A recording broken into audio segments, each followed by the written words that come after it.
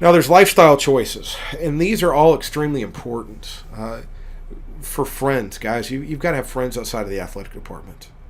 You've got to have friends that don't do the same or similar jobs because they're going to have different viewpoints, and they're going to have different thought processes. And also, it's good to have friends that don't care about athletics. I remember one year in particular, we were having a very, very difficult year with football. Weren't winning much. And my best friends at that point in time were two neuroscientists and a cardiac surgeon.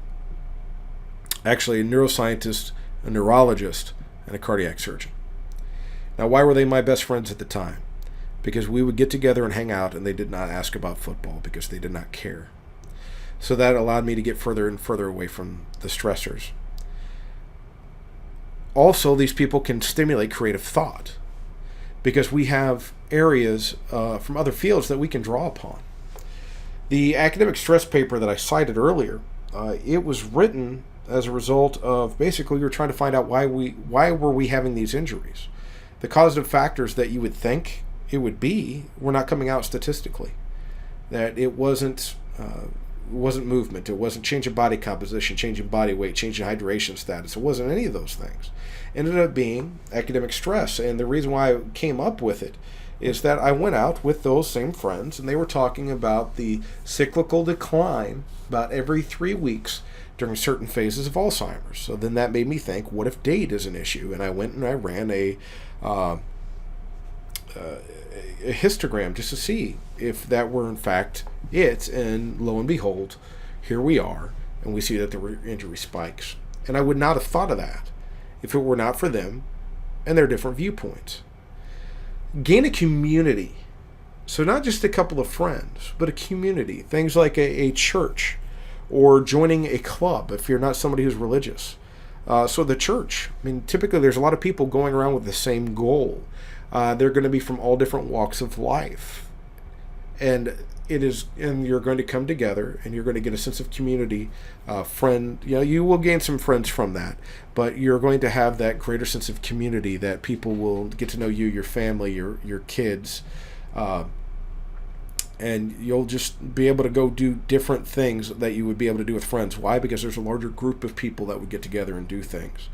If organized religion is not your thing, it might be good to join a club of people with similar interests. If you're into motorcycles, there would be a motorcycle club. Certain cars, there's often clubs for people who drive Camaros or Corvettes or Mustangs or different things like that. There's people who love to do woodworking. There's people who love to do all these different things. In fact, if that's your area where you would be more apt to do the clubs or do something along that nature rather than church, there's an app called Meet Up that for many different topics, for many different areas of interest in many cities and larger communities, people post what they're going to be doing. And hey, people come on and show up and let's do this. And they have it set every week, 2 weeks, whatever the regular interval is. But you're going to be able to go and do things. Gain a hobby. Do something that makes the world stop. Now, for those who are my Facebook friends, that while I was living in Missouri and had a garage and room for this, woodworking was my favorite thing in the world. Through the use of these saws and drills and other power tools that could take my hand off if I'm not paying attention, I had to be completely focused on this, and it made the world stop. My wife hated it because I would be out in the garage for 4 or 5 hours when I thought I'd be out there for 30 minutes to an hour making a few cuts. Well, the world stopped, and I didn't know it. And that allowed my brain to reset. Because we have to remember what the word recreation even means.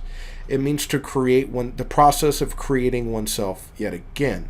So it's a means of restoration.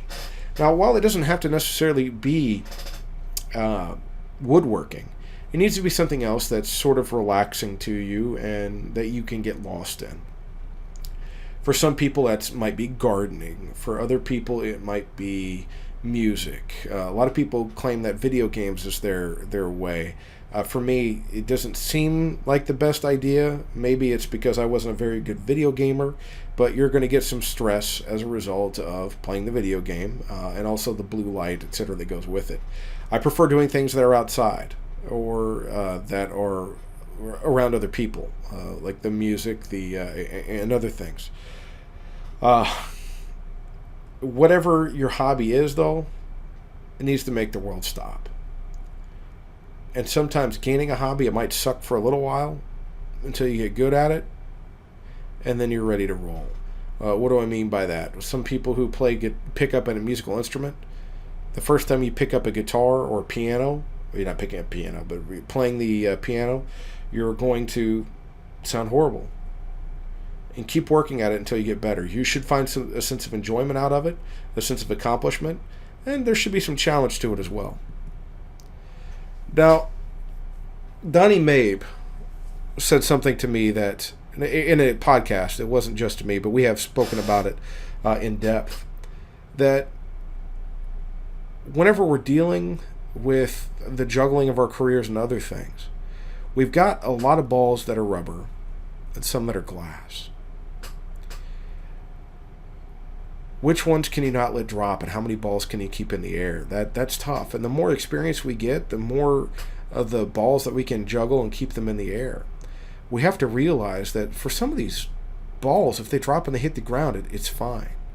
You can always get another job. You can always move. You can always get another house. You can always get another car. There's a lot of things that you can do things about. But you can't get another family.